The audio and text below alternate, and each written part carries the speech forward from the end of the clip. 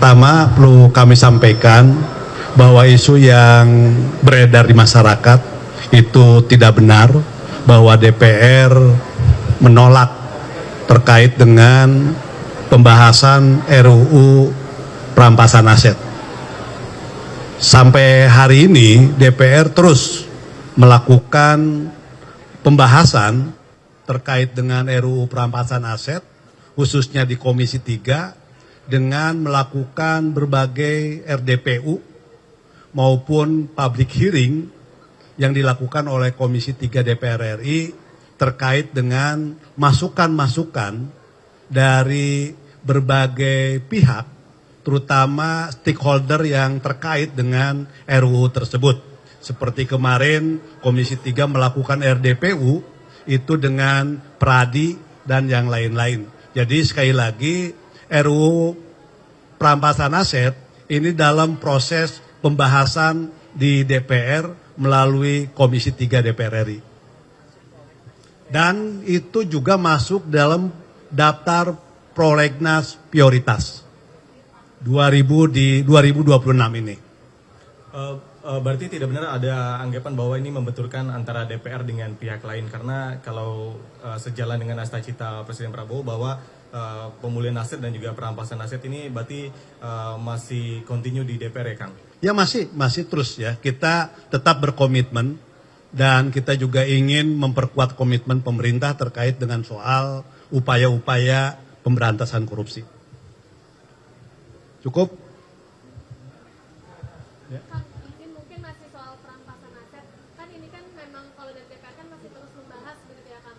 Tapi ini kan kemarin mungkin ada beberapa masukan juga bahwa untuk menentukan timeline gitu Bang. Ini mungkin kalau dari pimpinan sendiri ada target atau bagaimana gitu Kang untuk timeline pembahasan RUU perampasan aset? Ini kan prioritas di tahun 2026. Dan tentu karena ini prioritas 2026, kita akan berupaya maksimal di tahun ini kita selesaikan. Tapi tentu sekali lagi masukan sebanyak-banyaknya dari masyarakat itu penting. Agar yang namanya RUU perampasan aset ini ketika pembahasan dengan bahan-bahan yang lengkap dari masyarakat, ini diharapkan RUU perampasan aset ini menjadi lebih sempurna lagi nanti. Cukup ya?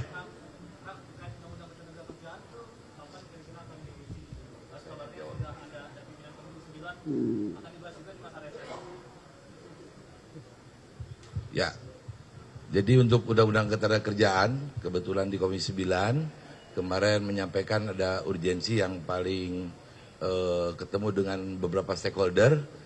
Ya sudah usulannya minta kalau harus ada yang dibahas di masa reses supaya nanti di masa sidang depan sudah mulai ke pembahasan panja. Ini kita bawa di Rapim nanti ya, dan Bamus. Usulan untuk rapat di masa resesnya dari Komisi 9.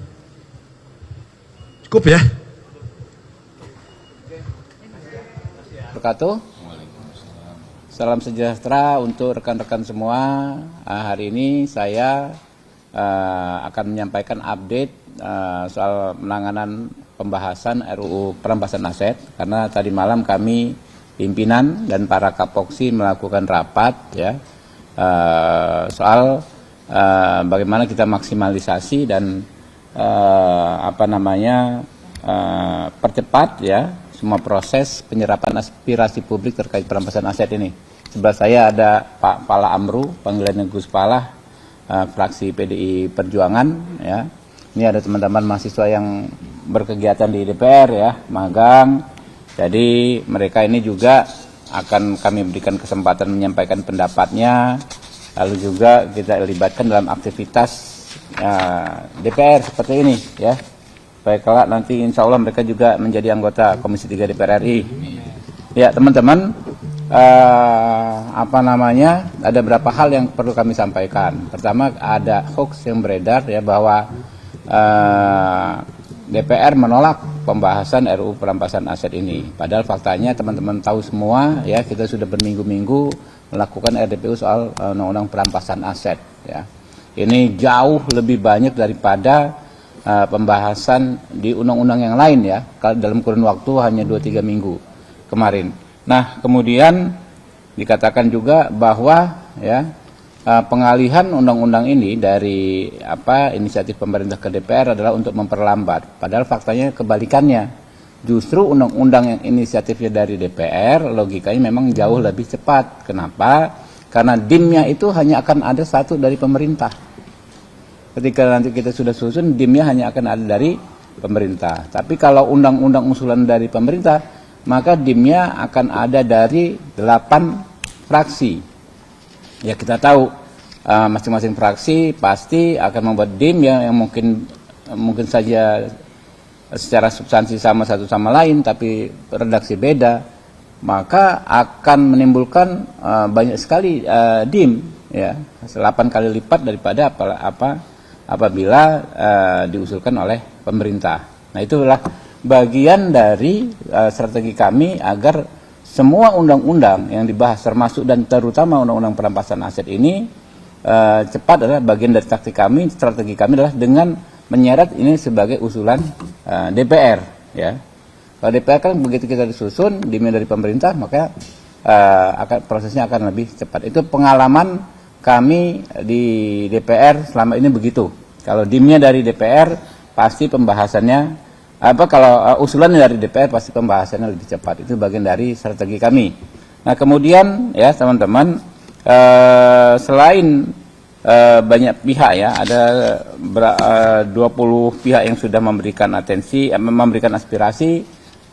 Kita semalam ya diputuskan bahwa kita akan mengundang ya para akademisi hukum ya dari seluruh fakultas hukum ya, dari sebagian besar yang bersedia ya di seluruh Indonesia.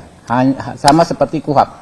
Kalau KUHAP itu kan semua kampus kita undang ya. Kita akan undang semua akademisi hukum, representasi. Jadi nggak hanya universitas yang besar-besar dan selama ini banyak terlibat di sini saja, tapi universitas di daerah ya juga kita akan undang dan kita akan fasilitasi kedatangan para akademisi tersebut ya.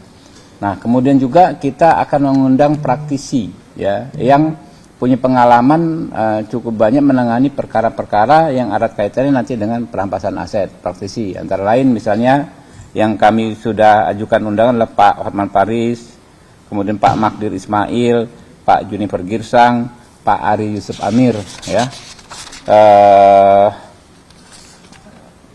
Banyak lagi ya, nanti pokoknya tiap minggu kita akan update ya teman-teman. Jadi yang mendesak adalah dari akademisi Fakultas Hukum seluruh Indonesia. Nah ini juga kami berkoordinasi dengan Badan Eksekutif Mahasiswa ya dari berbagai perguruan tinggi di Indonesia. Dalam waktu dekat Trisakti, BEM Trisakti ya, saya sudah komunikasi sama presidennya, kalau nggak salah saudara Putra ya, kita undang mereka untuk hadir memberikan pendapatnya seperti kemarin juga. Subscribe, share, like, and comment. Subscribe, share, like, and comment. Subscribe, share, like, and comment. Subscribe, share, like, and comment. Subscribe, share, like, and comment.